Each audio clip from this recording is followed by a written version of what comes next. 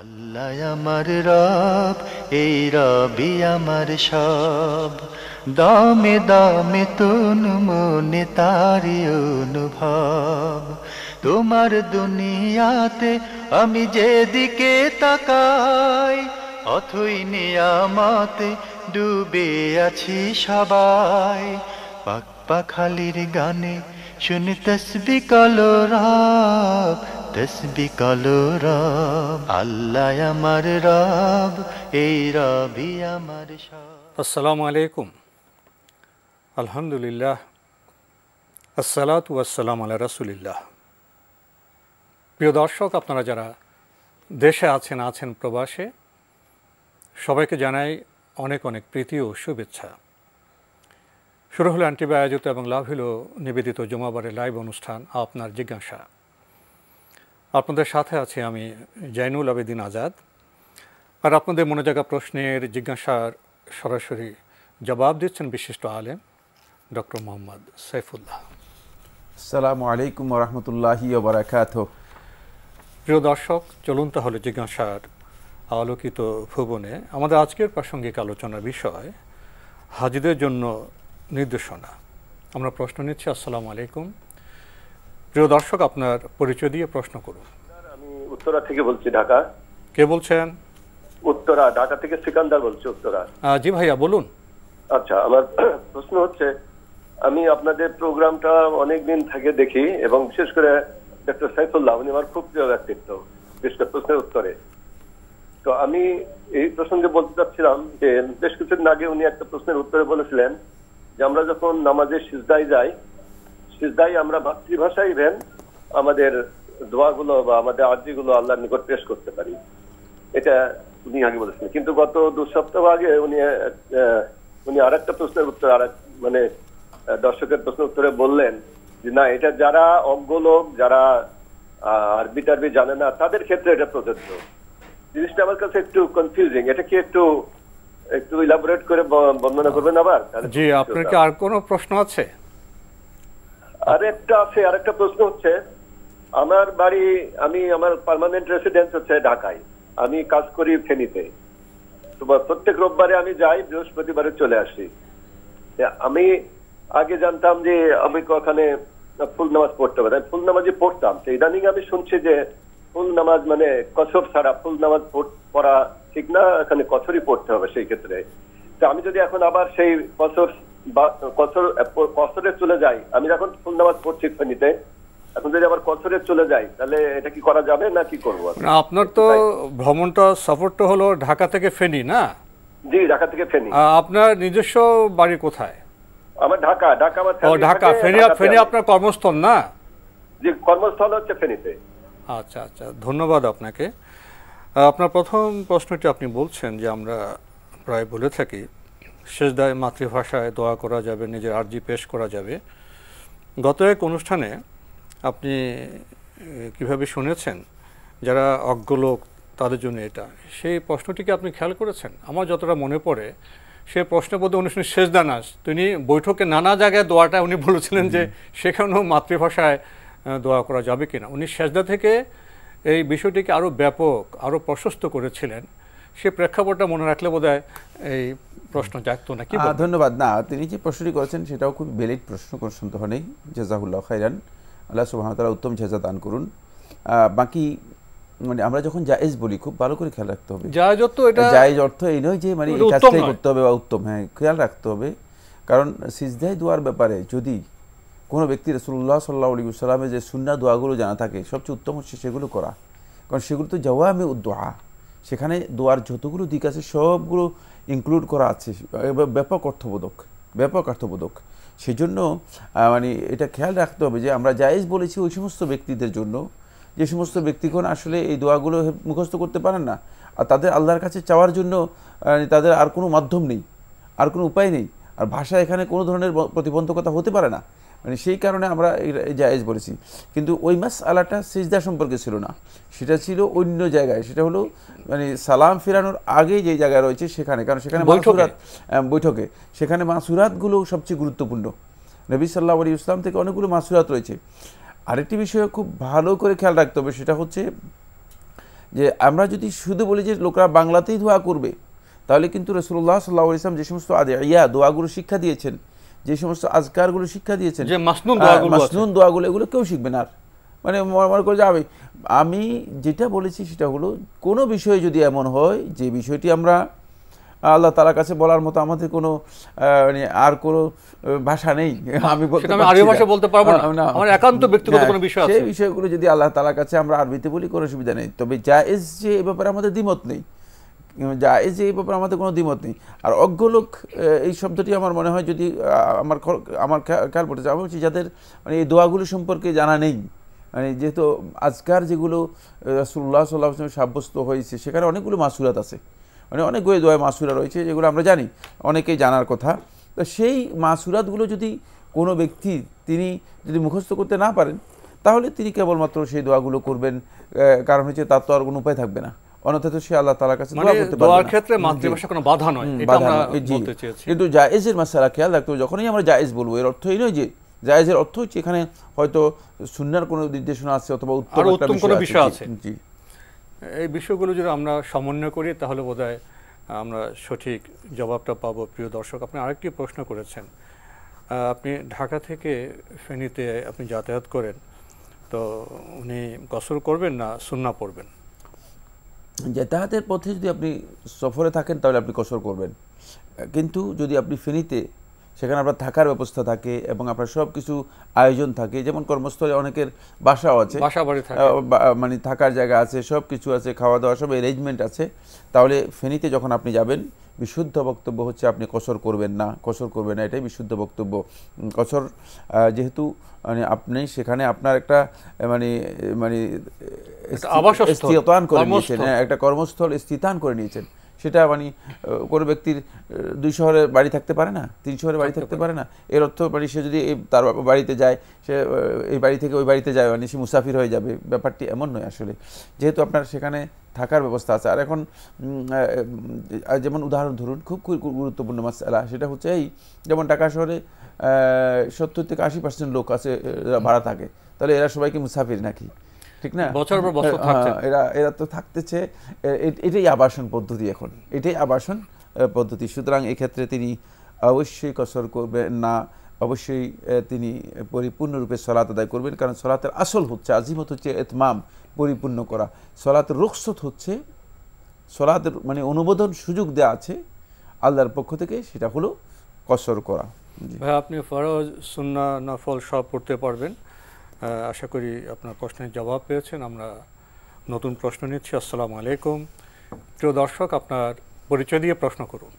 জি, আসসালামু আলাইকুম। ওয়ালাইকুম আসসালাম। ফখরুল আলম বলছি, লালমাটিয়া থেকে। জি ভাইয়া, বলুন। আমার প্রশ্ন ছিল যে বদলি হজের ফয়সালাটা কি, এক। দ্বিতীয়ত হলো, ফয়সালা বলতে কি বুঝাচ্ছেন একটু বলুন তো।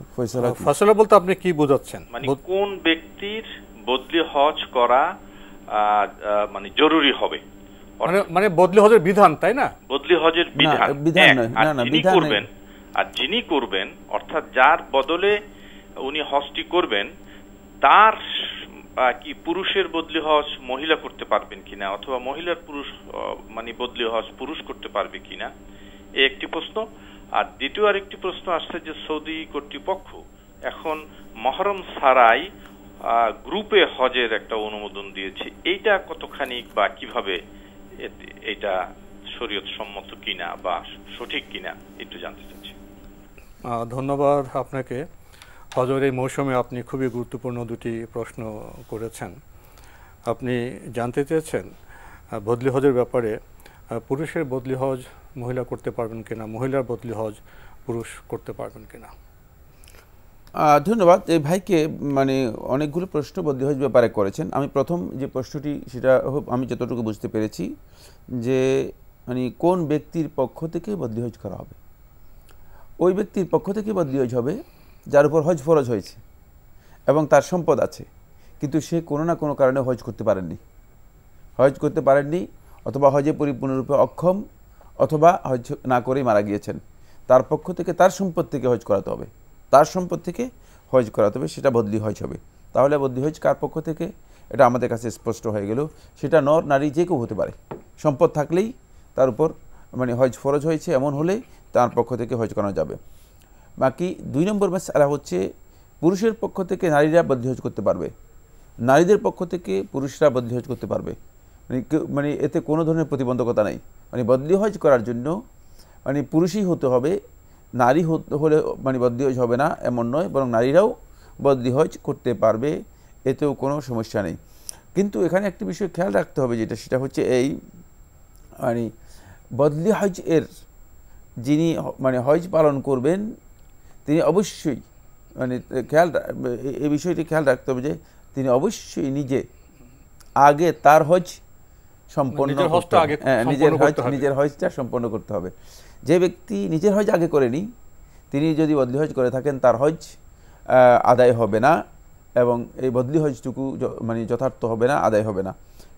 ইবনে হামেদ রহমতুল্লাহ আলাইহি হাম্বলি মাযহাবের ইমাম তিনি বলেছেন হজই হবে না।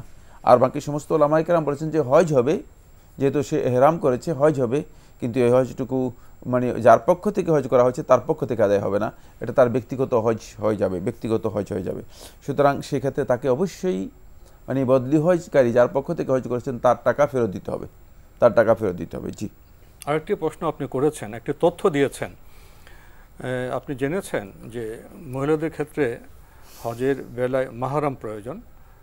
আপনি তথ্য দিয়েছেন যে সৌদি সরকার সম্প্রতি গ্রুপ হজের একটি অনুমোদন দিয়েছেন, এটা কেমন? গ্রুপ হজের অনুমোদন এটা আগে থেকেই ছিল। এই মাসআলার মধ্যে আরবদের দ্বিমত আছে। শাফি মাযহাবে জুমহুর উলামায়ে কেরামগণ একথা বলেছেন যে মাহরাম ছাড়া যদি মানে নিজের আত্মীয় স্বজনের মধ্যে একটা গ্রুপ হয় এবং সবাই যদি মানে তার নিরাপত্তার বিষয়ে মানে কনসার্ন হন, তাহলে সেক্ষেত্রে বয়স্ক নারী যারা আছে মানে মোটামুটি যাদের মানে বয়স হয়ে গিয়েছে, যাদের উপর হজ আছে, মানে তারা যদি হজ করে তাদের হজ আদায় হয়ে যাবে।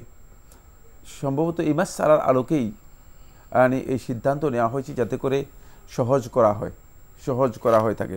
এই মাসআলা আজকে নয়, এই মাসআলা ইমাম জাকারিয়া আনসারী রাহিমাহুল্লাহ তাআলা, শেখুল ইসলাম জাকারিয়া আনসারী রাহিমাহুল্লাহ তাআলা তিনি তার কিতাবের মধ্যে উল্লেখ করেছেন, এবং পরবর্তী আলেমদের মধ্যে শাফি মাযহাবের আলেমগণ এই মাসআলাকেই গ্রহণ করেছেন। যেহেতু এই মাসআলার মধ্যে দ্বিমত আছে, সেক্ষেত্রে দ্বিমত থাকলে কখনো কখনো মানে সামগ্রিক স্বার্থে মাসলাহাতকে বিবেচনা করে সামগ্রিক স্বার্থে যদি এই ধরনের কোনো ডিসিশন দেওয়া হয়ে থাকে সেটা জায়েজ রয়েছে। তবে কোনো সন্দেহ নেই সবচেয়ে বেশি গুরুত্বপূর্ণ মাসআলা হচ্ছে সেটা হলো মাহরাম ছাড়া হজ না করার ব্যাপারে শেখ আব্দুল আজিজ আব্দুল্লাহ বিন বাজ রহমতুল্লাহ আলাইহি তিনি ফতোয়া দিয়েছেন, এবং আমরা মনে করে থাকি যে এটাই উত্তম। কারণ তিনি হজ করতে গিয়ে যদি কোনো কারণে বিপদে পড়ে যান তাহলে সেখানে কে এই বিষয়গুলোকে সমাধান করবে? এক্ষেত্রে কোনো সন্দেহ নেই শরিয়ার মূল বিধান সেটা হচ্ছে, এবং রাসূলুল্লাহ সাল্লাল্লাহু আলাইহি ওয়াসাল্লামের হাদিসের স্পষ্ট বক্তব্য এখানেই যে তিনি মাহরাম ছাড়া হজ করবেন না, মাহরাম সহই হজ করবেন। কিন্তু বৈধতার বিষয়ে আলেমদের ইখতিলাফ থাকার কারণে, এবং এই বিষয়ে শাফি মাযহাবের আলেমগণ দলিল উল্লেখ করেছেন, এটা অনেক বিস্তারিত আলোচনা দাবি রাখে। যে কোনো ইখতিলাফ থাকলেই একজন শাসক অথবা রাষ্ট্রপ্রধানের জায়েজ আছে, তার জন্য তিনি যেটা মাসলাহাতের কারণে সেটা গ্রহণ করতে পারেন, জনকল্যাণের সাথে সেটা গ্রহণ করতে পারেন। আর এটা শুধুমাত্র এই বছর ছিল না, এটা আসলে অনেক আগ থেকেই বিশেষ করে মালয়েশিয়া, ইন্দোনেশিয়া, শ্রীলঙ্কা এই সমস্ত দেশে যেগুলোতে শাফি মাযহাবে প্র্যাকটিস করা হয়ে থাকে তারা এভাবেই হজ করতো, তাদেরকে এটা অনুমোদন দেওয়া ছিল যেহেতু মাযহাবে তারা এটা অনুসরণ করতো। জি, আমরা বিষয়টি সম্পর্কে অবগত হলাম। প্রিয় দর্শক, আমরা প্রশ্ন নিচ্ছি। আসসালামু আলাইকুম, পরিচয় দিয়ে প্রশ্ন করুন। ওয়ালাইকুম আসসালাম। হ্যালো, আমরা আপনাকে শুনতে পাচ্ছি, আপনার পরিচয় দিয়ে প্রশ্ন করুন। জি, আসসালামু আলাইকুম। ওয়ালাইকুম আসসালাম। উপস্থাপক এবং বক্তা, আমি সিলেট থেকে বলছি, মাহবুবুর রহমান। জি ভাইয়া বলুন। আমি একটা সরকারি চাকরি করি, তো আমার চাকরি প্রায় শেষের পথে। এখন আমার যে পেনশনের টাকাটা ব্যাংকে রাখবো না মানে কোথায় রাখবো, এটা একটা জায়গায় তো রাখতে হবে। মানুষকে ব্যবসার জন্য দিলে টাকা মেরে দেয়, হ্যাঁ, এবং নিজে কিছু ব্যবসা করতে গেলে হয়তো লস হবে। এখন বৃদ্ধ হয়ে সেই টাকাটা কোথায় রাখবো, কি করবো, এখন ব্যাংকে তো রাখতে হবে, সেদিক থেকে ইসলামী ব্যাংকে সবাই রেফার করে। জি, আর কোনো প্রশ্ন আছে? ইসলামী ব্যাংকে রেফার করে, কিন্তু ব্যাংক তো একটা অর্থ লগ্নিকারী প্রতিষ্ঠান, এখানে তো অর্থ লগ্নিকারী প্রতিষ্ঠান। এখন সেই সুদটা ব্যাংকের টাকাটা যে আমাকে দিবে সেটা কি জায়েজ হবে কিনা, এই টাকাটা কোথায় রাখা যায়, কিভাবে ব্যবহার করা যায়? আপনার প্রশ্ন স্পষ্ট হয়েছে। আপনার কি আর কোনো প্রশ্ন আছে? আরেকটা প্রশ্ন যে আমি যে মসজিদে নামাজ পড়ি সেই মসজিদের হুজুরে মানে নামাজ পড়তে গিয়ে মানে নামাজের শেষ রাকাতে যে আমরা সালাম ফিরাই তার আগে অনেক সময় থেকে যায়। আমরা 3টা তাশাহুদ, তারপরে দরুদ শরীফ, দোয়া মাসুরা পড়ার পরে অনেক সময় থেকে যায়।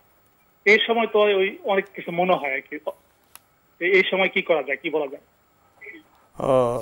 আপনার সালামের আগে অনেক সময় থেকে যায় না? ওই আমাদের হুজুর দোয়াটা হয়তো আস্তে আস্তে পড়েন, লম্বা করেন। আচ্ছা, ধন্যবাদ আপনাকে। আপনি গুরুত্বপূর্ণ দুটি প্রশ্ন করেছেন। প্রথম প্রশ্ন, আপনি চাকরি থেকে অবসরে যাচ্ছেন, পেনশনের টাকা পাবেন, কোথায় রাখবেন? আপনি বলছেন যে ব্যক্তিগতভাবে ব্যবসা ইত্যাদি করতে পারবেন না, লস হয়ে যাবে, তো ব্যাংকে রাখতে চান। তো অনেকে আপনাকে ইসলামী ব্যাংকে রাখার ব্যাপারে পরামর্শ দিয়েছেন। আপনার প্রশ্ন হলো, ইসলামী ব্যাংকে তো টাকা লগ্নি করা হয়, সেখানে রাখলে কি সুদ হবে? আপনি কি করবেন একটি পরামর্শ চেয়েছেন। না, আমরা এই ব্যাপারে পরামর্শ দিতে পারবো না। আমরা আপনাকে এটা বলতে পারবো না। আপনার টাকা রাখবেন, আপনার সুবিধা মতো আপনি টাকা রাখবেন। আমরা বলবো যে আপনি ব্যাংকে রাখেন, কিন্তু ব্যাংকে যদি কোনো কারণে টাকা হারিয়ে যায় আমরা কি, এটা আমাদের পরামর্শের মধ্যে এটা আসবে না। এটা শরীয়তের সাথে জড়িত বিষয় নয়, এটা আপনার ব্যক্তিগত বিষয়। আপনি ব্যবসা করবেন না ব্যাংকে রাখবেন না কি ঘরে রাখবেন, সেটা আপনার দায়িত্ব। এটা আপনার দায়িত্ব, টাকার বিষয়টি। অন্য প্রশ্ন হলেন, সুদমুক্তভাবে কোথায় রাখতে পারেন? সুদমুক্তভাবে সুদমুক্ত যে সমস্ত ব্যাংকগুলো ইসলামিক ব্যাংকিং করতেছে সেগুলোতে রাখতে পারেন। সেখানে আপনি যান, যাই আপনি যে কনসেপ্ট বলেছেন সেই কনসেপ্ট আপনার শুদ্ধ কিনা এটা আপনি জাস্টিফাই করেন, জাস্টিফাই করার সুযোগ আছে। ব্যাংকে গিয়ে আপনি ব্যাংকের সাথে যোগাযোগ করুন, তাদেরকে বলুন যে আপনারা কিসের ভিত্তিতে টাকা রাখেন। আপনি যেই বক্তব্য দিয়েছেন এই বক্তব্য অনেকটা কি বলা যেতে পারে, মানে না জেনে বক্তব্যের মতো। আপনি আগে ব্যাংকে যান, ব্যাংকে গিয়ে দেখেন যে ব্যাংক কী টাকা লগ্নি করে, ব্যাংকে আদৌ সুদি কারবার করে কিনা। কারণ আপনারা জানেন যে বাংলাদেশে 2টি ব্যাংকিং ধারা আছে, একটা ইসলামিক ব্যাংকিং ধারা আর হচ্ছে নন ইসলামিক ব্যাংকিং, কনভেনশনাল ব্যাংকিং ধারা। 2টা ট্রেন্ডে বাংলাদেশে ব্যাংকিং সিস্টেম পরিচালিত হচ্ছে। সুতরাং ইসলামিক ব্যাংকিং ধারাটা কি সে সম্পর্কে আপনার কনসেপ্টটা, আপনি যেটা বলেছেন সে বক্তব্য পরিপূর্ণরূপে সঠিক নয়, পরিপূর্ণরূপে সঠিক নয়। সে বক্তব্য জানার জন্য চেষ্টা করুন। আপনার চেতনা ভালো, আপনি সুদমুক্ত প্রতিষ্ঠানে অর্থ রাখতে চান। আপনি যেটা স্যার বললেন, আপনি ইসলাম ব্যাংকে গিয়ে খোঁজখবর নিয়ে দেখেন, সুদমুক্ত হলে সেখানেও আপনি টাকা রাখতে পারেন, যেহেতু আপনার লক্ষ্য সুদমুক্ত প্রতিষ্ঠানে টাকা রাখা। আরেকটি প্রশ্ন আপনি করেছেন, আপনাদের মসজিদে যেখানে নামাজ পড়েন শেষ রাকাতে সালাম ফিরানোর আগে ইমাম সাহেব অনেক সময় নেন, দীর্ঘ সময় নেন, তো আপনার হাতে সময় থেকে যায়, ওই সময় আপনি কি করবেন? এই প্রশ্নটি করেছেন। কী করবেন? খুবই সহজ, মাসুরাতগুলো পড়বেন। দোয়া মাসুরা যেগুলো আছে সেগুলো, যেটা দোয়া মাসুরাটা আপনি রিপিট করতে থাকবেন। আপনি অন্য জিনিস মনে রাখবেন, আপনি দোয়া মাসুরা রিপিট করতে থাকবেন। আল্লাহুম্মা যালামতু নাফসি ফাগফির লি ফাইন্নাহু লা ইয়াগফিরু যুনুবা ইল্লা আনতা। এটা আপনি দোয়া মাসুরাগুলো পড়তে থাকবেন, যেগুলো জানা আছে সেগুলো পড়তে থাকবেন। এখানে ফালিয়াতাখাইয়ার মা ইয়াশাউ মিনাদ দুআ। রাসূলুল্লাহ সাল্লাল্লাহু আলাইহি ওয়াসাল্লাম আবু দাউদের হাদিসের মধ্যে বলেছেন যে মা ইয়াশাউ মিনাদ দুআ, যা ইচ্ছা করে সেই দোয়া এখানে করা যায়। দোয়ার মধ্যে কোনো ব্যক্তি নিমগ্ন থাকলে তাহলে তার মাথার মধ্যে অন্য চিন্তা আসবে না। অন্য চিন্তা আসবে যদি অবসর বসে থাকেন। সলাতের 1টি সেকেন্ডও কোনো ব্যক্তি অবসর বসে থাকবে না, মানে সলাতের 1টি সেকেন্ডও কোনো ব্যক্তি অবসর বসে, তাহলে অবসর বসে থাকবে না, করবে কি? হয়তো তাসবিহ অথবা জিকির অথবা দোয়া, হয়তো তাসবিহ অথবা জিকির অথবা দোয়া। উনি সেখানে একাধিক দোয়া করতে পারেন, দোয়া রিপিট করতে পারেন, দোয়া রিপিট করতে পারেন, দোয়া শেষ করা ইমাম সাহেব জি দোয়া রিপিট করতে থাকবেন। জি, আমরা জানলাম বিষয়টি সম্পর্কে। প্রিয় দর্শক, প্রশ্ন নিচ্ছে। আসসালামু আলাইকুম, পরিচয় দিয়ে প্রশ্ন করুন। লাইনে আছেন? জি, হ্যালো। আপনার পরিচয় দিয়ে প্রশ্ন করুন। জি, আসসালামু আলাইকুম। ওয়ালাইকুম আসসালাম। জি, আমি ঢাকা ক্যান্টনমেন্ট থেকে ফাতেমা খাতুন বলছি। জি, বলুন।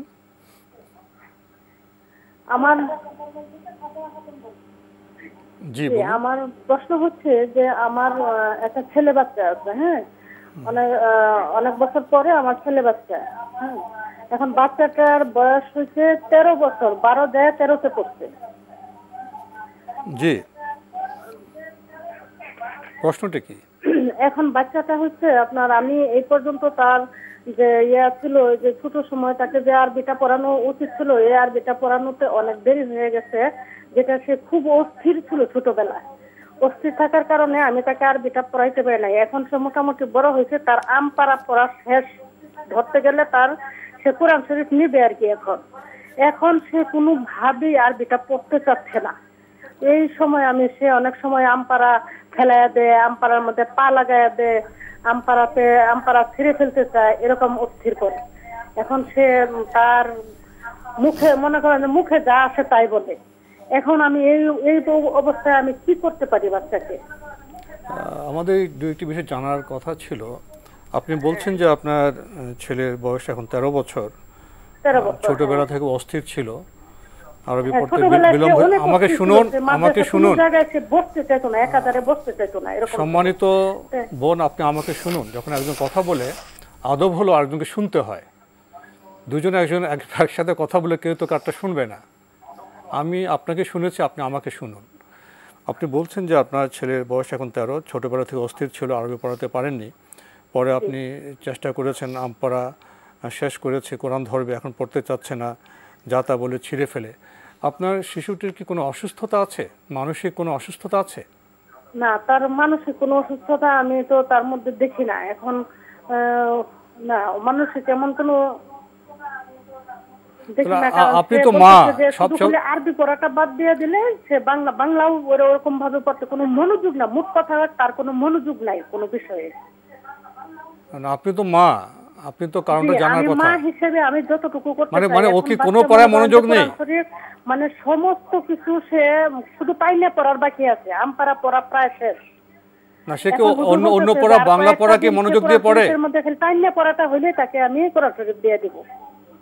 আপনি আমাকে শুনুন, আপনার ছেলেকে অন্য বিষয়ে পড়ে, বাংলা অঙ্ক এগুলি পড়তে চায়?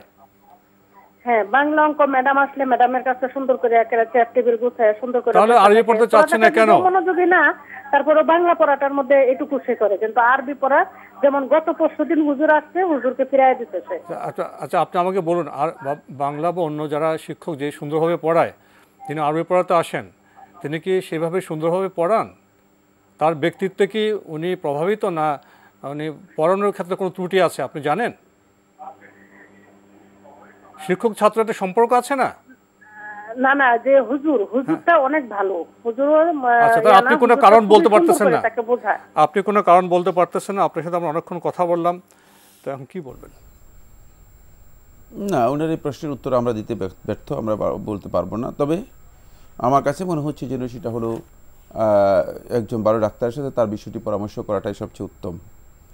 আর দ্বিতীয় নম্বর হচ্ছে জোর না করে তাকে চেষ্টা করা, যে মানে বুঝিয়ে সুন্দরভাবে কোরআন শিক্ষা দেওয়ার জন্য।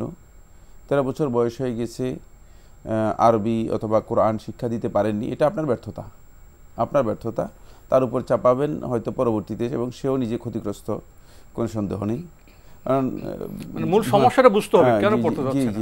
সেক্ষেত্রে ডাক্তার দেখাতে পারেন। আর 2 নম্বর হচ্ছে চেষ্টা করুন খুবই সহজভাবে, মানে যদি বাধ্য না করে, জোরাজুরি না করে যদি তাকে শিক্ষা দেওয়া যায়, সেটা সবচেয়ে উত্তম। জোরাজুরি করে তো আসলে দ্বীনের জ্ঞান দেওয়া যায় না। তবে তাকে সুন্দরভাবে বোঝানোর জন্য চেষ্টা করুন যে তুমি কোরআন পড়া দরকার রয়েছে। আর এক্ষেত্রে সম্ভব হলে হয়তো নজর বা দৃষ্টির বিষয় যদি থাকে, এই ধরনের যারা রাকি আছে, মানে যারা রুকিয়া শরঈয়া করতে পারে, এই যে সমস্ত জাঁটফুঁক আছে, এই জাঁটফুঁক যারা করতে পারে, তাদের যদি কাউকে পান, তার সাথেও একটু পরামর্শ করতে পারেন। এর জন্য তাকে মানে নজর বা দৃষ্টির যদি কোনো বিষয় থাকে, জাঁটফুঁক করানো যেতে পারে। বাকি আমার কাছে মনে হচ্ছে ডাক্তার দেখানো সবচেয়ে ওয়াইজ। আমাদের আজকের প্রাসঙ্গিক আলোচনার বিষয় হাজিদের জন্য নির্দেশনা। এখন তো হাজের মৌসুম। জি, আমরা পত্রপত্রিকা দৃশ্য দেখি, আমাদের ধর্মপ্রাণ মুসলিম ভাই বোনেরা বিমানে করে হজে যাচ্ছেন এবং একটি পরিবেশ সৃষ্টি হচ্ছে। তো হজ আবেগের বিষয়, ইবাদতের বিষয়, আবার নির্দেশ পালনেরও বিষয়। জি জি। তো আপনি কি এই সংক্ষিপ্ত সময়ে হাজিদের জন্য গুরুত্বপূর্ণ যে নির্দেশনাগুলি বলা দরকার, সেদিকে অগ্রসর হবেন? ধন্যবাদ আপনাকে। হজের আমরা জানি যে চতুর্দিকে একটা ভিন্ন প্রবাহ এবং আয়োজন আবহ তৈরি হয়েছে। এমনকি হাজি সাহেবদেরকে জেদ্দা এয়ারপোর্টে ফুল দিয়ে তাদেরকে সম্বর্ধনা দেওয়া হচ্ছে। আমাদের ঢাকায়ও বাসায় বাসায় আত্মীয়স্বজন পরিবেশে সেক্ষেত্রে আসলেই হজের মানে এই যে হজের একটি অবস্থান, সেটা আমাদেরকে খুবই সবাইকে আলোড়িত করেছে, আন্দোলিত করেছে, কোনো সন্দেহ নেই।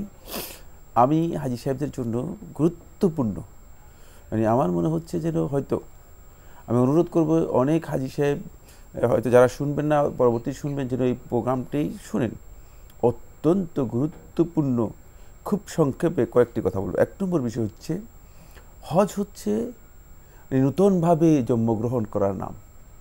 রাসূলুল্লাহ সাল্লাল্লাহু আলাইহি ওয়াসাল্লাম হাদিসের মধ্যে বলেছেন যে ব্যক্তি হজ করলো যেভাবে রাসূলুল্লাহ সাল্লাল্লাহু আলাইহি ওয়াসাল্লাম করতে বলেছেন, কোনো ধরনের অন্যায়, খারাপ কাজ, গর্হিত কাজ, অশ্লীলতা ছাড়া সম্পূর্ণ মুক্ত হয়ে হজ করলো, কাইয়াউমা ওয়ালাদাতহু উম্মুহু, তার মা তাকে যেভাবে জন্ম দিয়েছে ঠিক হজ এর মাধ্যমে সে মনে হলো যে নতুন জন্মগ্রহণ করলো, নবজাতকের মতো পবিত্র। ঠিক নবজাতক এর যেই স্টেজ, যেই মর্যাদা, যে পর্যায়ে, হজ মূলত নতুন একটি জন্মের নাম। সুতরাং এই হজকে যেন আমরা সেভাবে গুরুত্ব দেওয়ার জন্য চেষ্টা করি যে মনে হচ্ছে যেন আমি নতুনভাবে আবার জন্মগ্রহণ করছি। এই হজ এই ধরনের একটি মর্যাদা বহন করে। দ্বিতীয় যে পয়েন্টটি রাসূলুল্লাহ সাল্লাল্লাহু আলাইহি ওয়াসাল্লাম বলেছেন সেটা হলো হজ হচ্ছে জান্নাতে প্রবেশ করার নাম। আল হাজ্জুল মাবরুর লাইসা লাহু জাযা ইল্লাল জান্নাহ, এর একমাত্র প্রতিদান হচ্ছে জান্নাত। জান্নাতে প্রবেশ করার নাম হচ্ছে হজ। সুতরাং কেউ যদি হজ করে জান্নাতে প্রবেশ করতে না পারেন তাহলে তিনি সবচেয়ে বড় ব্যর্থ ব্যক্তি। এই জন্য আমাদের খেয়াল রাখতে হবে যে আমি যাচ্ছি যাতে করে জান্নাতের যে অঙ্গীকার আমাকে দেয়া আছে সেই অঙ্গীকারটুকু পরিপূর্ণরূপে লাভ করতে পারি। 3 নম্বর যে বিষয়টি রাসূলুল্লাহ সাল্লাল্লাহু আলাইহি ওয়াসাল্লাম ইঙ্গিত দিয়েছেন সেটা হলো হজ হচ্ছে আল্লাহর ডেপুটেশন, যাদেরকে আল্লাহ তাআলা ডেকেছেন। দাআহুমুল্লাহু ফাআজাবুহু, আল্লাহ তাআলা ডেকেছেন। মানে কারণ এই পৃথিবীতে অনেক মানুষ আছে যারা সম্পদশালী, যাদের এই হাজি সাহেবদের চেয়ে, অনেক হাজি সাহেব আছে এদের চেয়ে অনেক বেশি সম্পদের মালিক, কিন্তু সবাইকে আল্লাহ রাব্বুল আলামিন হজের জন্য ডাকেননি, অথবা সবাই আল্লাহ তাআলা ডাকে সাড়া দিতে পারেননি। মানে আপনাকে আল্লাহ সুবহানাহু ওয়া তাআলা এতগুলো মানুষের মধ্য থেকে আল্লাহ রাব্বুল আলামিন মনোনীত করেছেন এবং ডেকেছেন এটা আল্লাহ তাআলার মেহমান হওয়ার জন্য, এবং এই মর্যাদা যেন আপনি রাখতে পারেন, যেহেতু আল্লাহর মেহমান হয়ে যাচ্ছেন। তো আল্লাহ তাআলার মেহমান হয়ে যিনি যাচ্ছেন তিনি যেন আল্লাহ রাব্বুল আলামিনের ঘরে সেই সম্মান রাখতে পারেন। এরপরের পয়েন্ট হচ্ছে যেটা, সেটা হলো এটা কিন্তু ট্যুরিজম নয়, পর্যটন নয়, হ্যাঁ এটা পিকনিকের ইবাদত, বহুমাত্রিক ইবাদত। আমরা অনেকেই মানে যাওয়া আসার এই যে একটা বিড়ম্বনা আছে, একটা মানে হইচই আছে, এর মধ্যেই আমরা শেষ পর্যন্ত নিজেদেরকে মশগুল করে নিই। ফলে দেখা যায় যে এই অনেক হাজি সাহেবদের চেতনা এটাই যে একটা সফর করে আসলাম, মানে একটা আনন্দ ঘন একটা সফর হলো, অনেক টাকা ঘুরে আসলাম, কিন্তু তিনি আসলে কোথায় গিয়েছেন, কেন গিয়েছেন সেটাই তার চেতনার মধ্যে ছিল না। এটা কিন্তু সফর ইবাদা, ইবাদতের সফর। এই সফরটা ঘর থেকে বের হওয়া থেকে আরম্ভ করে আবার ঘরে ফিরে আসা পর্যন্ত এটা পুরোটাই হচ্ছে আল্লাহর জন্য এবং আল্লাহর রাস্তায় বের হওয়া, এবং পুরোটাই হচ্ছে সফর ইবাদা, ইবাদতের সফর।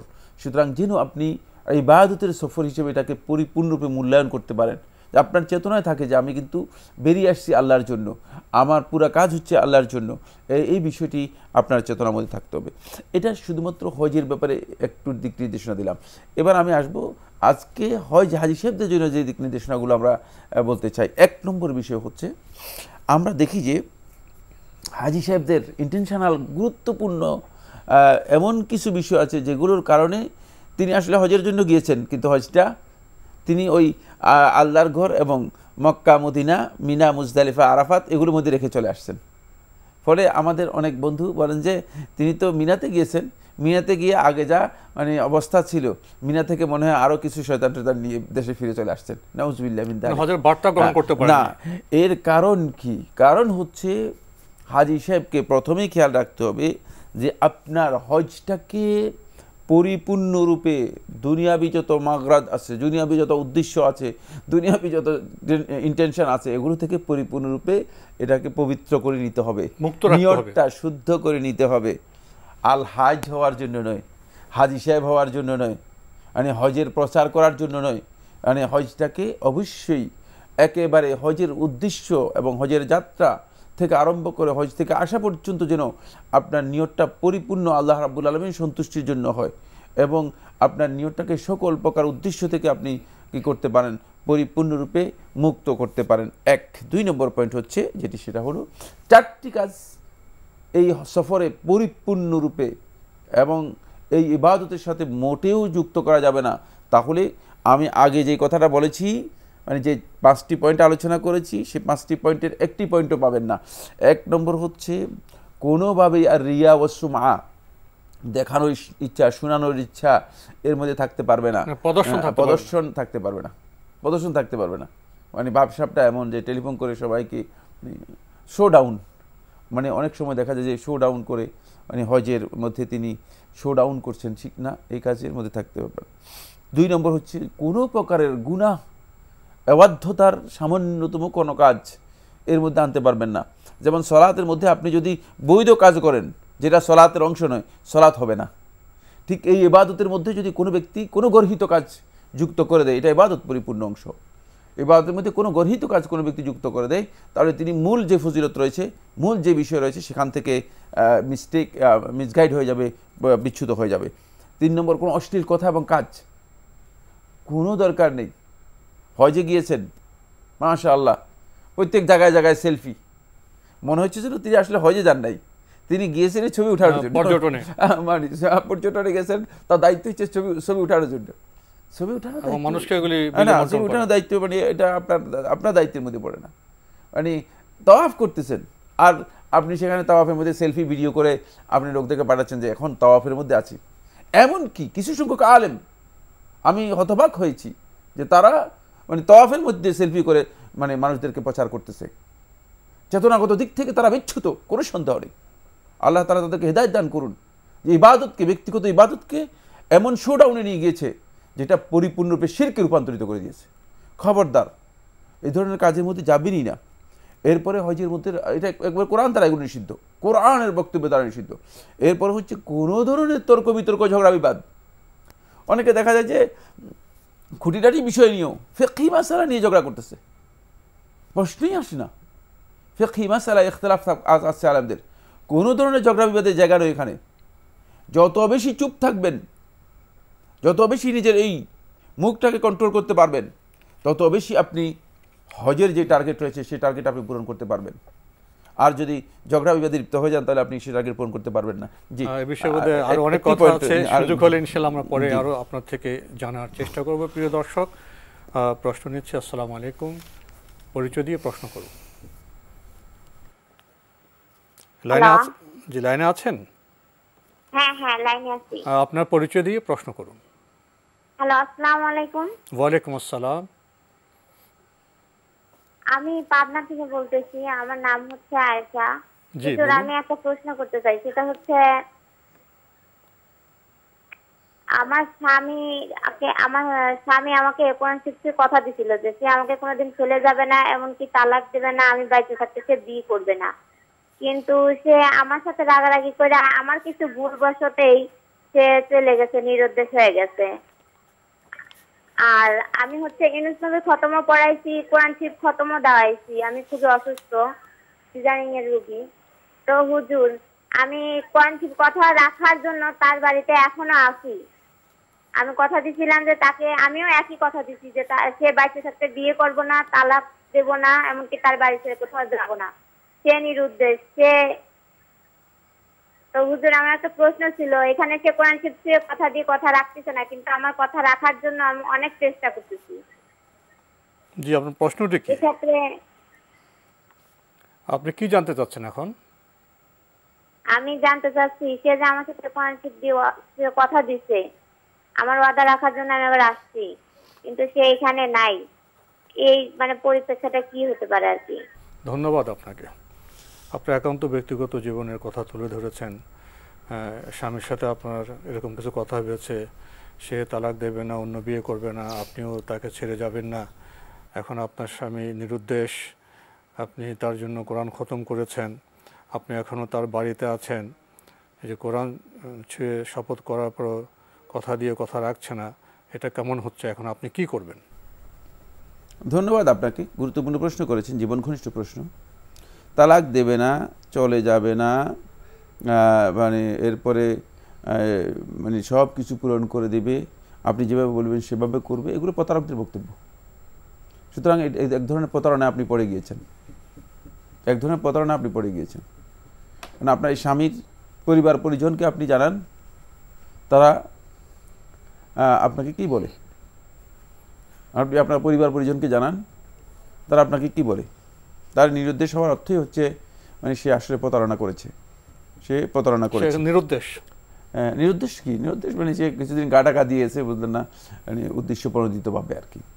নিরুদ্দেশ তো আর মানে সে যে মানে পৃথিবী থেকে অন্য কোনো গ্রহে দায়িত্ব থেকে পালিয়ে গেল নাকি? জি জি জি, দায়িত্ব থেকে সরে যাওয়ার উদ্দেশ্যে নিরুদ্দেশ হয়ে গিয়েছে। তো এটা একটা প্রতারণা। কোরআন শরীফ ধরে যারা এই সমস্ত কাজ করে থাকে, তালাক দিবে না, ছেড়ে দিবে না, ঘর থেকে বের করে দিবে না, সব কথা শুনবে, তারাই মূলত প্রতারক, তারাই মূলত প্রতারক। কারণ এই কাজটি প্রতারকদেরই মানে ধরন, প্রতারকদের ধরন হচ্ছে এটাই। সুতরাং সেক্ষেত্রে আপনি আল্লাহ তাআলার কাছে ইহতিসাব করুন, সওয়াবের আশা করুন, ধৈর্য ধারণ করুন।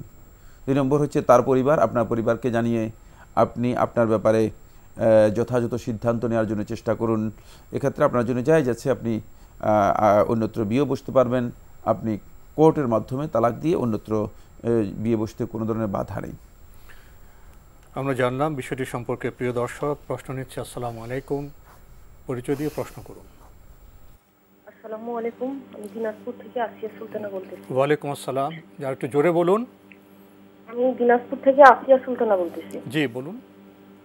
গত 25শে রমজান আমার হাজবেন্ড মারা গেছে হার্ট অ্যাটাক করে, বুঝছেন। তখন আমি ওনার কাছে ছিলাম না, আমি ওনার কাছে ক্ষমা চাইতে পারিনি, বুঝছেন। আর উনি রোজা থাকা অবস্থায় মারা গেছে। এক্ষেত্রে কি মানে তার গুনাহ মাপের কোনো আছে কিনা? রোজা থাকা অবস্থায় সে মারা গেছে, আর আমি তার কাছে ক্ষমা চাইতে পারিনি। এখন তার জন্য আমার কি কি করণীয় আছে এই বিষয়ে? আপনার স্বামী 25শে রমজান ইন্তেকাল করেছেন রোজা অবস্থায়। জি জি। আপনি তখন ছিলেন না, আপনি কোথায় ছিলেন? আমি অফিসে ছিলাম। ও আপনি মানে তার মানে ওই স্বামী সংসার করছেন, সেদিন অফিসে ছিলেন, ওই ক্ষণে আপনি ছিলেন না। আমি এসে তাকে হসপিটালেও নিয়ে গেছি, বুঝছেন। উনি তো লাশটা ঘাড়ে করে, আমি বুঝতে পেরেছি মারা গেছে। মানে উনি ইন্তেকালের সময় আপনি অকুস্থলে ছিলেন না, কিন্তু আপনি তো সেই সংসারই করছেন না। এরপরে আপনি এখন বাচ্চা আছে আমার কাছে। জি জি জি, এখন আপনি বলছেন যে তার গুনাহ মাফের জন্য আপনি কি করতে পারেন, এই তো? জি, তার এবং মানে আমি যে ক্ষমা চাইতে পারলাম না, এখন আমার করণীয় কি? ও আপনার স্বামী ইন্তেকালের সময় যে ক্ষমা চাইতে পারলেন না, এখন করণীয় কি? ক্ষমা চাইতে পারিনি। জি জি জি, আপনি আমার কারণ অনেক পাপ তো স্বামীর কাছে করছি। আমরা আপনাকে উপলব্ধি করছি, আপনার বক্তব্য এবং আপনার ভাষার বিষয় থেকে আপনি তাকে, আপনার স্বামীকে অনুভব করছেন, উপলব্ধি করছেন, আপনার চোখে পানি, আপনি কাঁদছেন, মানে আপনার সুন্দর সুসম্পর্ক ছিল, এটাই উপলব্ধি করা যায়। তো অফিসে থাকা অবস্থায় তো স্বামী ইন্তেকাল করেছেন, এটা তো কোনো অপরাধের বিষয় না। আপনার স্বামী রোজা রেখেছেন, সে অবস্থায় ইন্তেকাল করেছেন। এখন দুটি বিষয়, আপনার একটা আকাঙ্ক্ষা ছিল স্বামী ইন্তেকালের সময় তার থেকে ক্ষমা চেয়ে নেবেন, সেটি আপনি করতে পারেননি, এই সুযোগটি পাননি। আর এখন আপনার আরেকটি আকাঙ্ক্ষা, স্বামীর গুনাহ মাফের জন্য আপনি কি করতে পারেন? ধন্যবাদ। অনেকগুলো কথা বলবো, জানি না সময় আছে কিনা। প্রথম কথা হচ্ছে, তার এই মৃত্যু খুব সুন্দর, ভালো মৃত্যু হয়েছে, যেহেতু তিনি রোজা অবস্থায় মৃত্যুবরণ করেছেন। রাসূলুল্লাহ সাল্লাল্লাহু আলাইহি ওয়াসাল্লাম বলেছেন, মান কানা আখিরু আহদিহি অথবা আখিরু শাইইহি বিসাওমিন ওয়া বিয়াউমি সাওমিন দাখালাল জান্নাহ। যার মৃত্যুটুকু রোজারত অবস্থায় বা সিয়াম পালন করা অবস্থায় হবে, সে সরাসরি জান্নাতে চলে যাবে। খুবই সুন্দর বার্তা। যদি সত্যিকার আল্লাহর সন্তুষ্টির জন্য সিয়াম রাখেন, তাহলে অবশ্যই তিনি জান্নাতি, কোনো সন্দেহ নেই। এবং তার মৃত্যুটি উত্তম মৃত্যু হয়েছে, এতেও কোনো সন্দেহ নেই। বাকি আপনি যে ক্ষমা চাইতে পারেননি, এতে কোনো অসুবিধা নেই। যদি আপনি তার হকের ব্যাপারে কোনো ধরনের ত্রুটি না করে থাকেন, তাহলে অবশ্যই আপনি এর জন্য আল্লাহ তাআলার কাছে মর্যাদা পাবেন। এটা শর্ত নয় যে আপনাকে মানে ক্ষমা চাইতেই হবে, বলতে হবে যে আমাকে ক্ষমা করে দাও। আপনি যদি তার কোনো হক নষ্ট না করে থাকেন তাহলে আপনার এই ক্ষেত্রে কোনো ধরনের টেনশন, কোনো ধরনের দুশ্চিন্তার কারণ নেই ইনশাআল্লাহ। ক্ষমা চাওয়ার বিষয়টি বাধ্যতামূলক নয়। আমাদের অনেকে মনে করে থাকেন যে মানে স্বামীর কাছে ক্ষমা চেয়ে নেওয়া এটা বাধ্যতামূলক না, এটা বাধ্যতামূলক বিষয় নয়। স্বামীর হক সুযোগ পাননি, হ্যাঁ, স্বামীর হকটুকু পালন করাটা হচ্ছে বাধ্যতামূলক। আর সেটা এ ধরনের সুযোগ নাও হতে পারে, এ ধরনের সুযোগ নাও হতে পারে। 3 নম্বর যে বিষয়টি সেটা হলো আপনি তার জন্য বেশি পরিমাণে দোয়া করবেন। যদি আপনার সামর্থ্য থাকে আপনি সদকা করবেন। সদকার মধ্যে 2টি সদকা সবচেয়ে গুরুত্বপূর্ণ। একটি রাসূলুল্লাহ সাল্লাল্লাহু আলাইহি ওয়াসাল্লাম সুনান তিরমিজি হাদিসের মধ্যে বলেছেন আফদালু সাদাকাতি আস-সুকিয়া, যে মানুষদেরকে পানি পান করানোর ব্যবস্থা করে দেয়া। যে সমস্ত জায়গায় গরিব মানুষ টিউবওয়েল নেই, পানির ব্যবস্থা নেই, সেখানে টিউবওয়েল বসিয়ে দিতে পারেন। মৃত ব্যক্তির পক্ষ থেকে টিউবওয়েল বসিয়ে দেওয়া এটা সবচেয়ে ভালো কাজ, সবচেয়ে ভালো কাজ যদি সামর্থ্য থাকে। আমি জানি না সামর্থ্যের অবস্থা সম্পর্কে। 2 নম্বর হচ্ছে লোকদেরকে খাওয়ানো। যদি ফকির মিসকিন অভাবী থাকে তাদেরকে খাওয়ানোর ব্যবস্থা করে দেবেন। জি, আমরা খুবই সুন্দর প্রশ্নের খুব সুন্দর জবাব পেলাম প্রিয় দর্শক। আমরা প্রশ্ন নিচ্ছি। আসসালামু আলাইকুম, পরিচয় দিয়ে প্রশ্ন করুন। লাইনে আছেন? হ্যালো, আসসালামু আলাইকুম রহমতুল্লাহ। ওয়ালাইকুম আসসালাম, আপনার পরিচয় দিয়ে প্রশ্ন করুন। আমি চট্টগ্রাম থেকে বলতেছি, আমার নাম গুলশান। জি বলুন। আমার সমস্যা হচ্ছে কি, আমার স্বামী করোনার সময় ইন্তেকাল হয়েছে। হ্যাঁ, তা আমি থাকি আমার বাপের বাড়িতে। তো বাপের বাড়িতে থাকা অবস্থায় আমরা 5 বোন 1 ভাই। আমার ভাই থাকে দেশের বাইরে। তা আমার ভাই যাওয়ার সময় সব সয় সম্পত্তি ভাগ বাটোয়ারা করে আমার মার সাথে আমাকে রেখে গেছে যে তোমার স্বামী করোনার সময় ইন্তেকাল হয়েছে। হ্যাঁ, কিন্তু আমার মাকে একটা খরচ দিয়ে দেয় মাসে 15,000 করে। হ্যাঁ, তা আমার মার বয়সে হয়েছে যথেষ্ট। আমার মা হার্টের রুগী, 4 বার আমার রিং করানো হয়েছে। তো আমার ভাই বলছে তুমি যেহেতু অসুস্থ তুমি আলাদা খাবা না, তোমার এই মেয়ের সাথে মিলেমিশে থাকবা, ওকে আপন করে নিবা। তা আমার মা যেহেতু আমরা 5 বোন, কোনো না কোনো বোন আমার মাকে কুতাল দেয়। তা আমার মা আমার সাথে টোটালি মিলেমিশে থাকতে চায় না, মানে সৎ মেয়ের মতো সৎ মায়ের মতো আমার সাথে আচরণ করে। এবং রিসেন্টলি 1 বছরে আমার মা আলাদা খায়। তো বাইরে সব আমাকে জিজ্ঞেস করে তোমার মা কেন আলাদা খায়, তোমার মা অসুস্থ, তোমার স্বামী নাই। আমি বুঝাইতে পারি না। আর আমার প্রশ্নটা কি?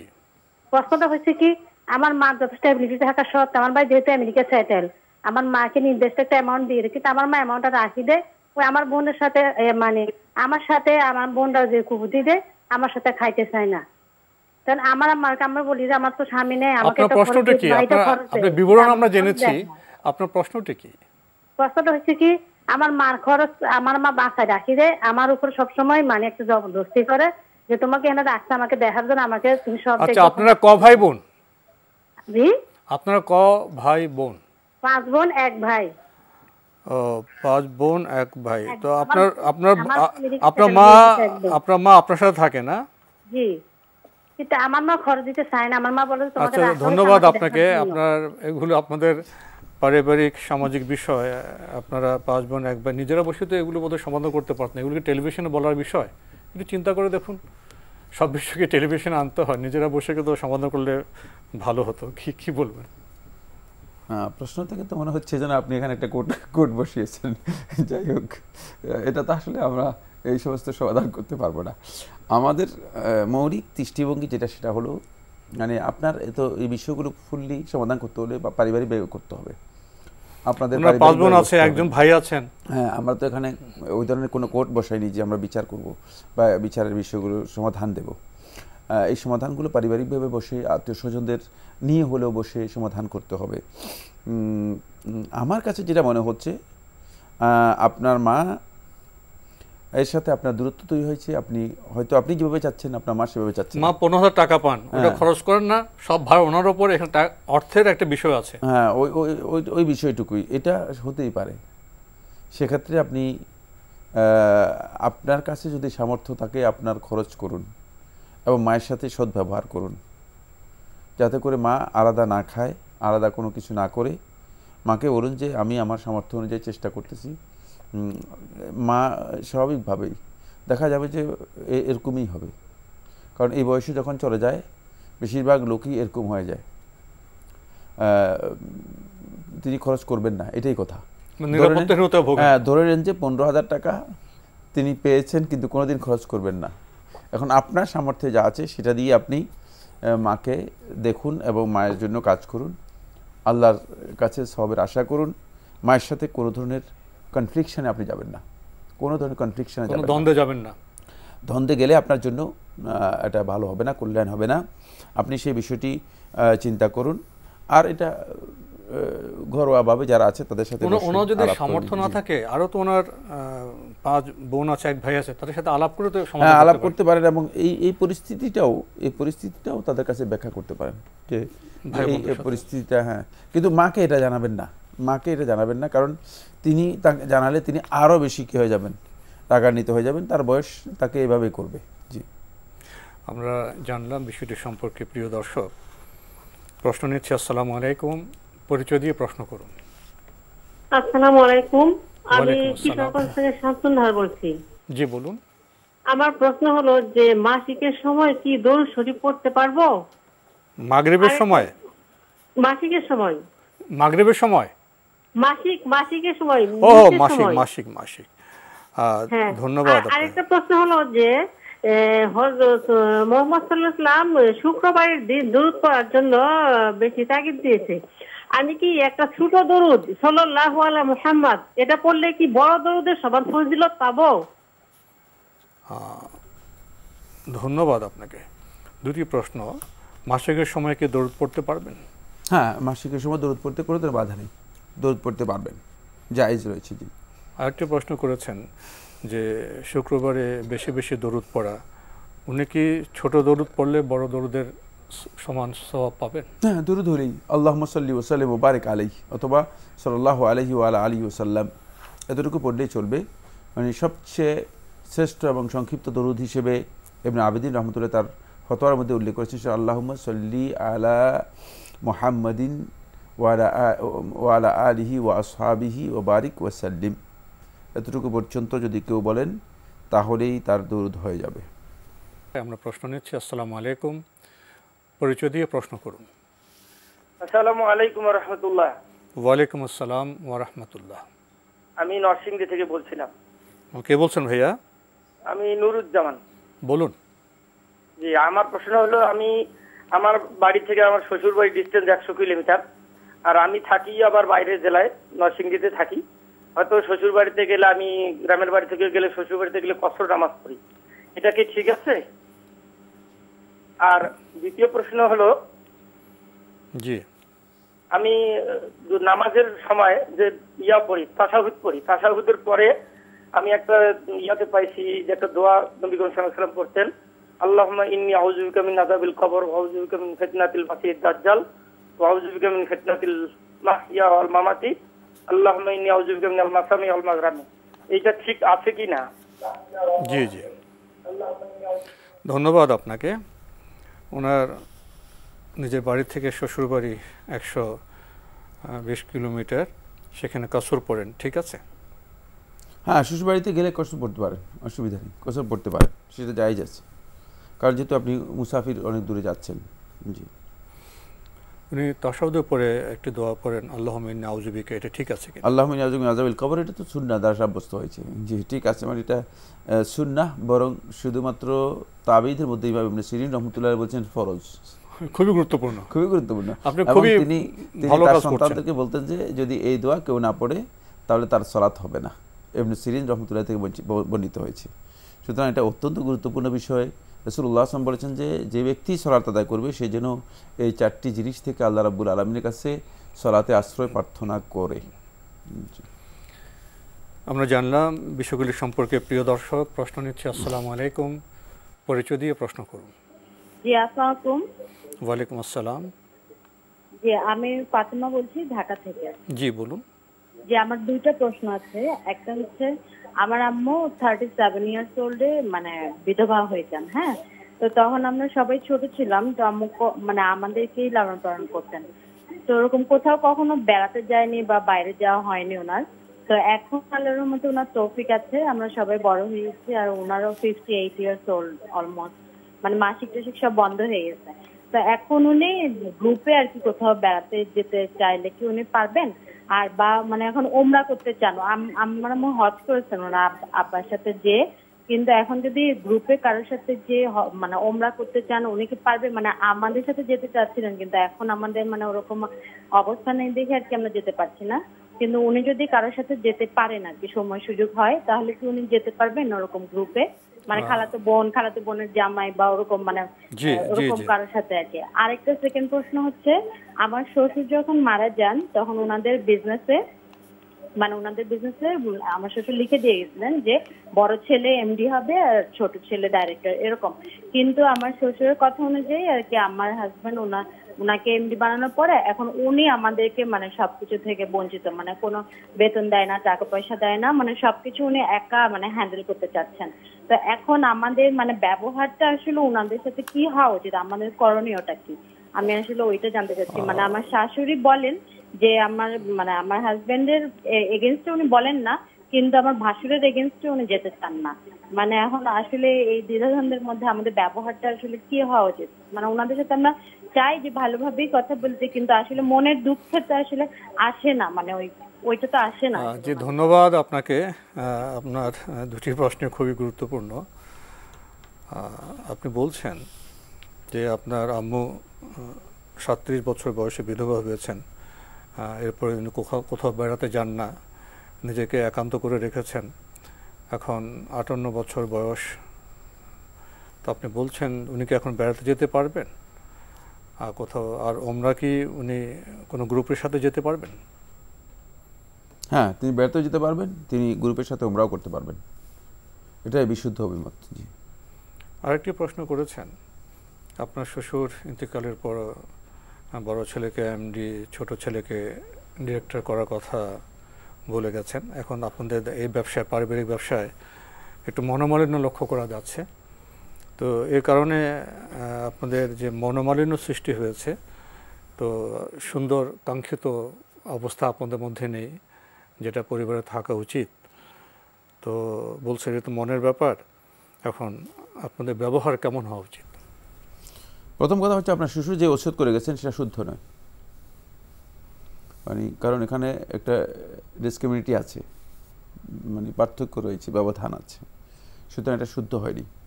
সেক্ষেত্রে তার সম্পদ ওয়ারিসদের মধ্যে যথাযথভাবে বন্টন করে দেওয়া, এটা হচ্ছে ওয়াজিব। এক্ষেত্রে বসে পারিবারিকভাবে সিদ্ধান্ত নিতে হবে। দ্বিতীয় নম্বর হচ্ছে, এক্ষেত্রে আপনার বাসুর সাথে আপনাদের আচরণ হবে সৌজন্য আচরণ, যেটাই হোক না কেন। সে যদি আর্থিক কোনো বিষয়ে আপনাদের সাথে জুলুম করে অথবা আপনাদের হক নষ্ট করে থাকে, সেটা অবশ্যই আল্লাহ তাআলার কাছে ন্যস্ত করবেন, আল্লাহর কাছে ন্যস্ত করবেন। কিন্তু তার সাথে মৌলিকভাবে আপনার সৌজন্যতা বজায় রাখবেন, মানে তার সাথে মানে খারাপ কোনো আচরণ অথবা এমন কোনো আচরণ করা যাবে না যে আচরণটুকু আসলে মোটেও সঠিক নয়। কিন্তু মানে এই আচরণের মৌলিক সমস্যা ওই জায়গায় হয়েছে যে ওসিয়তটাই ছিল ভুল, ওসিয়ত হাইফ ছিল, মানে ওসিয়তের মধ্যে জুলম ছিল, ত্রুটি ছিল, সেটা এখন বিষবৃক্ষ হচ্ছে, সেটা পরবর্তী আরো ঝামেলা হবে। এই জন্য আমি বলছি যে পারিবারিকভাবে এটা সমাধান করে নেওয়া উচিত। ব্যবসার বিষয়টি যাতে করে একেবারেই ক্লোজ ওয়ারিসদের মধ্যে বন্টিত হয়ে যায়। সুতরাং শাশুড়ি বেড়ানো যাওয়া আছে, এটা সবচেয়ে বেশি ইম্পর্টেন্ট, কারণ এটা পারিবারিকভাবে একটা কলহ তৈরি করতে পারে। এটা পরবর্তী সময়ে নিজেদের মধ্যে আম্মুর ব্যাপার। প্রথমটা ছিল মায়ের প্রশ্ন, এটা শাশুড়ির প্রশ্ন। ও আচ্ছা, তো আপনার মা তো বেড়াতে যাবেন, ওমরা করবেন, সেটা অন্য বিষয়। আর এখানে এখনই আজ বিলম্ব না করে আপনারা পারিবারিকভাবে বসে মীমাংসা করে নেন, যেটা আমাদের শায়েখ বললেন। প্রিয় দর্শক, আমরা প্রশ্ন নিচ্ছি। আসসালামু আলাইকুম, পরিচয় দিয়ে প্রশ্ন করুন। আসসালামু আলাইকুম। ওয়ালাইকুম আসসালাম। আমার দুটো প্রশ্ন ছিল। আপনি কোথা থেকে কে বলছেন? আমি ঢাকা থেকে বলতেছি, আমার বাড়ি রংপুর। কে বলছেন? আলফে বলতেছি। জি, বলুন। আমার প্রশ্ন হলো, মানে আমার দেশের বাড়ি রংপুর, ঠিক আছে? জি। প্রশ্ন হলো, আমি গার্মেন্টসে চাকরি করি, আমরা 6 বোন, একটা ভাই ছিল, ভাইটা মারা গেছে। কিন্তু আমি আমার স্বামীর সঙ্গে থাকি না, যে কোনো মানে আমার পারিবারিক সমস্যা, স্বামীর সাথে বিচ্ছেদ হয়েছি। আমার একটি মেয়ে আছে, মেয়েকে লেখাপড়া শিখাইতেছি। কিন্তু আমি আমার বাবা মার সঙ্গেই থাকি, বাবা মাকে খাওয়াচ্ছি চাকরি করে। কিন্তু আমার বাবা আর কি আমাদের একটু জমি আছে, ওই জমিটুকু আমাকে দিয়েছে, আমার নামেই করে দিয়েছে, আমার ভাই নাই তো। এখানে মানে আমার বাবা মাকে আজ 17-18 বছর যাবত আমি করে খাওয়াচ্ছি, বাবা ওই জমিটুকু আমার নামে দিয়েছে, ওখানে বাবার বাড়িতে বাড়ি করছি, ঠিক আছে? সেই ক্ষেত্রে কি আমার ওই জমিটা দেওয়া জায়েজ হবে? মানে আমি কর্ম করে আমার বাবাকে খাওয়াচ্ছি। আর আমার প্রশ্ন, আমাদের রংপুরে সবাই সাধারণত জমি বন্ধক নিয়ে কি করে, আমি একটু জমি বন্ধক নিয়ে ওইটা কি করতেছি। আপনার ক ভাই বোন? আমরা 6 বোন, ভাই নাই, মানে আমার সবকিছু বাবা মায়ের দায়িত্ব, বোনদের দেখাশোনা সব আমাকে করতে হয়। মানে আমি যে আপনার বাবাকে জমিটা আপনার নামে লিখে দিয়েছেন? লিখে মানে হ্যাঁ, ওইরকম মানে বাবার কিছু হলে ওই জমিটা আমি পাবো না। উনি কিছু লিখে দিয়েছেন? মানে বাবা মানে যদি আল্লাহ না করুক মারা যায়, ওই জমিটা আর কি আমার নামে এভাবে লিখে দিচ্ছেন। লিখে দিয়েছেন? হ্যাঁ, এভাবে লিখে দিচ্ছে। আপনার কি আর কোনো প্রশ্ন আছে? আমার প্রশ্ন কি এই জমিটা নেওয়া কি আমার জন্য ঠিক হবে কি না? ধন্যবাদ আপনাকে। স্বামীর সাথে আপনার বিচ্ছেদ হয়েছে, আপনি সন্তান নিয়ে থাকছেন, লেখাপড়া শেখাচ্ছেন, গার্মেন্টসে চাকরি করছেন, বাবা মার সাথে থাকেন, বাবা মাকে আপনি খাওয়াচ্ছেন, এই কারণে বাবা আপনাকে যে জমিটা আছে আপনাকে দেবেন। আপনার 6 বোন আছে, তা আপনার প্রশ্ন জেগেছে, বাবা মাকে খাওয়া দাওয়া করাচ্ছেন, অর্থ খরচ করছেন, এর বিনিময়ে যে জমিটা আপনার নামে লিখে দিচ্ছেন, এতে কোনো গুনাহ হবে কিনা? না, আপনি যদি আপনার বাবা যদি মানে মনে করেন যে আমাকে যেহেতু পরিপূর্ণরূপে দেখাশোনা করতেছে, এর এগেনিস্টে আমি তাকে এটা লিখে দেবো, লিখে দেওয়া জায়েজ রয়েছে। অবশ্যই তিনি সেক্ষেত্রে এই বিষয়টি স্পষ্ট করবেন যে মানে যেহেতু এর এগেনিস্টে তাকে আপনি যেহেতু পরিপূর্ণ তাদের দায়িত্ব নিচ্ছেন এবং তাদের সব কিছু দেখছেন, সেক্ষেত্রে আপনাকে লিখে দিলে আপনার জন্য জায়েজ আছে, আপনি সেটা নিতে পারবেন। জি, আমরা জানলাম বিষয়টি সম্পর্কে। প্রিয় দর্শক, প্রশ্ন নিচ্ছি। আসসালামু আলাইকুম, পরিচয় দিয়ে প্রশ্ন করুন। ওয়ালাইকুম আসসালাম। আমি বগুড়া থেকে বলছিলাম। কে বলছেন? আমি মোহাম্মদ আলী বলছিলাম বগুড়া থেকে। ভাই মোহাম্মদ আলী বগুড়া থেকে বলছেন, স্বাগত, প্রশ্ন করুন। আমার হচ্ছে 2টা প্রশ্ন। জি। প্রথমে, আমার একটা মেয়ে হচ্ছে প্রায় 2 মাস আগে। জি। বাচ্চার মেয়ে চুলগুলো নাকি প্রথম চুলের নাকি সদকা দিতে হবে। জি। আমি সেই চুলগুলো রেখে দিচ্ছি, এখন কিভাবে সদকা দেব? জি। আর কোনো প্রশ্ন আছে? আর দ্বিতীয় প্রশ্ন হচ্ছে, আমি চুলে মেহেদি লাগাই, এটা একটা গাছের মেহেদি। জি। এটা কি ওযু অবস্থা দিতে হবে না ওযু ছাড়াও দেওয়া যাবে? জি, ধন্যবাদ আপনাকে।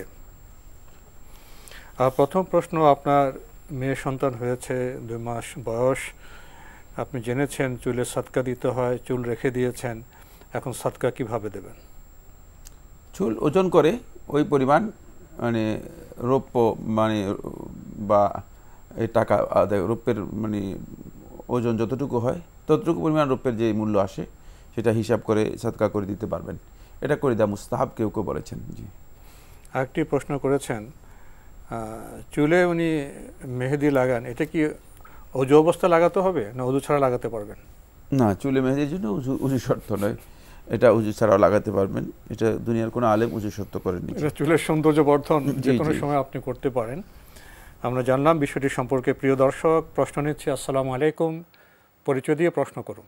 আমরা জানলাম বিষয়টি সম্পর্কে। প্রিয় দর্শক, হ্যালো, মুট হচ্ছে না কেন? লাইনে আছেন? হ্যালো, জি, আসসালামু আলাইকুম। আমার একটু গুরুত্বপূর্ণ প্রশ্ন ছিল ভাই। জি, ওয়ালাইকুম আসসালাম। আপনার পরিচয় দিয়ে প্রশ্নটি করুন। কোত্থেকে কে বলছেন? জি, আমি উবাইদুর রহমান ঢাকা থেকে বলছিলাম। তো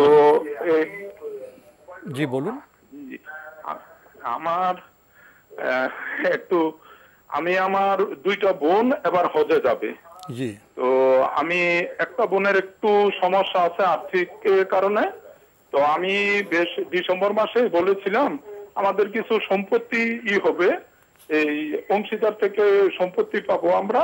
তো যার কারণে ওইটা থেকে তখন আমি আমার মেয়ে বোন যখন আমার সাথে আলোচনা করলো, আমি তখন বললাম যে আমি তো যেখানে কিছু সম্পত্তি পাওয়া যাবে, তো আমরা সেই সম্পত্তি থেকে ভাই বোনেরা মিলে ওইখানে আমরা মিলেমিশে ওই ওনাকে হজে যাওয়ার ব্যবস্থাটা করে দিব। কি সম্পত্তি বিক্রি করে? জি, সম্পত্তি বিক্রি করে। মানে আমার তো আব্বা তো নাই, তো এখন আমরা তো ভাই বোনের পাবো, এটা অংশীদারি কিছু সম্পত্তি, আমি সম্পত্তিগুলি দেখাশোনা করি, ওরা জানে না। না না, ওনা যে আপনি অর্থ দিবেন, অর্থ কিভাবে দিবেন? সব থেকে ওইখানে কিছু কিছু জায়গায় অল্প অল্প সম্পত্তি রয়ে গেছে, তো সেই সম্পত্তিটা বিক্রি করে যে সবাই একসাথে বিক্রি করে তখন ওইখান থেকে ওই বোনকে আমরা সহযোগিতা করব। জি জি, এটা আমি আর কি বলছি আমার মেজো বোনকে, তখন মেজো বোন বললো যে হ্যাঁ খুব ভালো সিদ্ধান্ত, আমার মেজো বোন আর বড় বোন হতে যাবে। জি জি, তো পরবর্তীতে দেখা গেল যে আমি সবকিছু গুছালাম বললো, এবং আমার এক ভাই বাইরে থাকে তাকেও আমি জানালাম যে আমি আপনাদের অনুমতি ছাড়া বলছি, আপনাদের অনুমতি আছে কিনা, বলছে যে হ্যাঁ আছে। ছোট বোনকে জানালাম, তারাও সবাই মত দিল।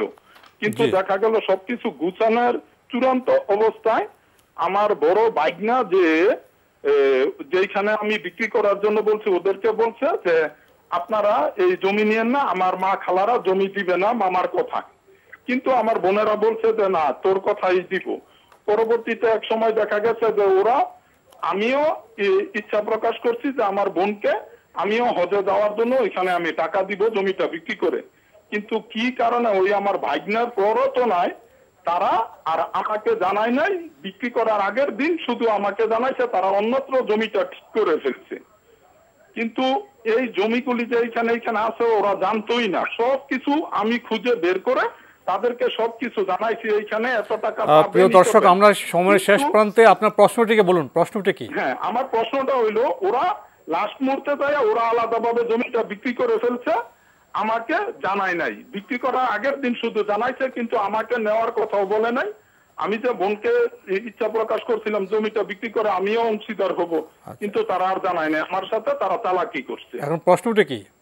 এখন আমার প্রশ্নটা হইলো তারা যে আলাদাভাবে বিক্রি করছে এবং আমার সাথে চালাকিটা করছে, এই কারণে আমি আর ওদের সাথে অভিমান করে বলছি যে আমি আর আপনাদের সাথে আর কোন আমি যোগাযোগ রাখবো না, আপনারা যে চালাকি করছেন এটা কি সঠিক কিনা।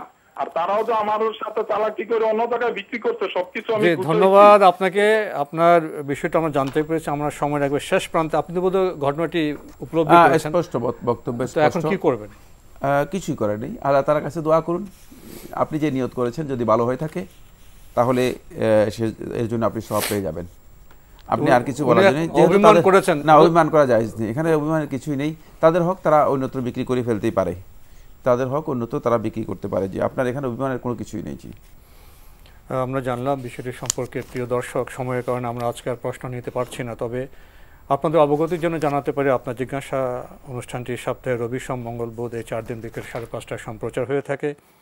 ওইসব অনুষ্ঠানে আপনাদের মনে জায়গার প্রশ্ন চিঠির মাধ্যমে, ইমেলের মাধ্যমে পাঠাতে পারেন আমাদের ঠিকানা। পরিচালক আপনার জিজ্ঞাসা, এনটিভি, বিএসসি ভবন, 7ম তলা, 102 কাজী নজরুল ইসলাম অ্যাভিনিউ, কারওয়ান বাজার, ঢাকা 1215। ইমেল অ্যাড্রেস আপনার জিজ্ঞাসা @ntbbd.com। এছাড়া এনটিভি অনলাইনেও আপনারা আমাদের অনুষ্ঠান দেখতে পারবেন, ভিজিট করুন www.ntbbd.com। ইউটিউবে এবং আমাদের ভেরিফাইড ফেসবুক পেজে অনুষ্ঠান দেখতে পারবেন। প্রিয় দর্শক, সবশেষে রয়েছে গ্রন্থ পরিচিতি। আমাদের আজকের গ্রন্থের নাম খুতবাতুল ইসলাম, জুমার খুতবা ও সমকালীন প্রসঙ্গ। লিখেছেন ডক্টর খন্দকার আবদুল্লাহ জাহাঙ্গীর রাহিমাহুল্লাহ।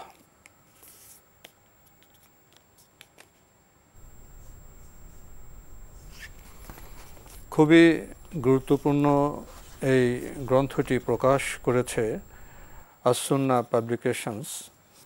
এই গ্রন্থে দীর্ঘ সূচি রয়েছে।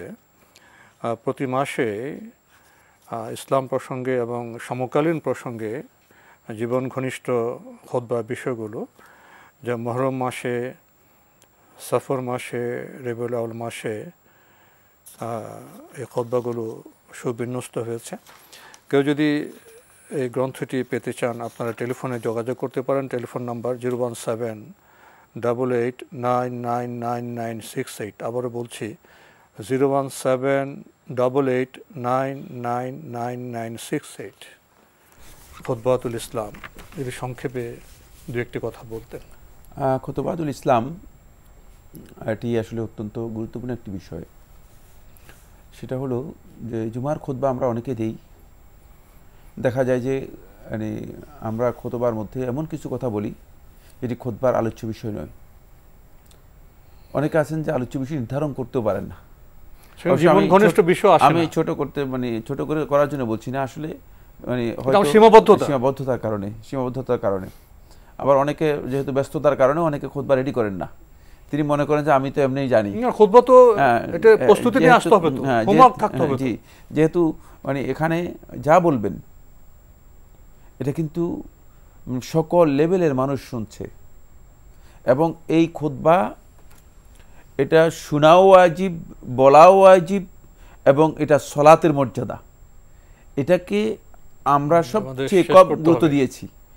এজন্য এই ধরনের সংকলন যেখানে মূলত বিভিন্ন বিষয়ে দিক নির্দেশনা আছে, আমি মনে করে থাকি যে যারা মনে করেন খুব প্রয়োজন এবং কাছে রাখলে আপনি খুতবাগুলো, নিজের খুতবাগুলো তৈরি করতে আপনি সহযোগিতা পাবেন।